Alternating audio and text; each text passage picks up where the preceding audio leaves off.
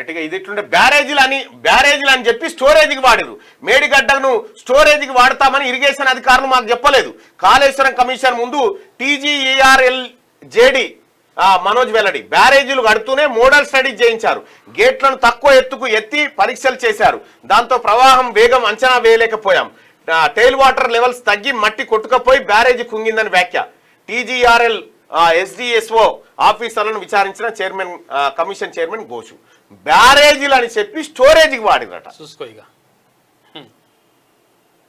ఒక్క రూపాయి నిజంగా ఈ ప్రభుత్వం, నేను చెప్తా ఉన్నా, ఈ ప్రభుత్వం కాదు ఏ ప్రభుత్వమైనా, ఎవడన్నా పేదోడు బ్యాంకులో ₹1,00,000 అప్పు తీసుకొని EMI కట్టకపోతే మా ఇజ్జత్ ఊచుకోరా?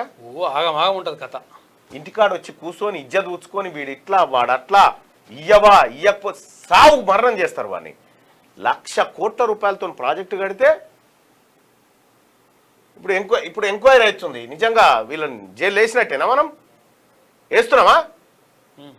చూద్దాం.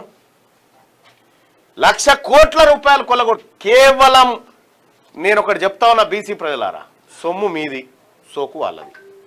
సింపుల్. తెలంగాణ రాష్ట్రంలో బీసీల వాటా ఎంతనో మీరు చెప్పరు. వాటా చెప్పకపోతే మాయన సస్తిరి మా మీద ఎంత అప్పు ఉందో చెప్పి తలగవాడు.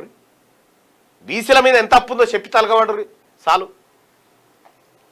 క్యూ న్యూస్ ఛానల్లో పనిచేయటకు అనుభవం గల సీనియర్ వీడియో ఎడిటర్స్ కావాలను సంప్రదించవలసిన నెంబర్ 8688926084. qnewsads@gmail.com ను సంప్రదించండి. లైక్ చేయండి.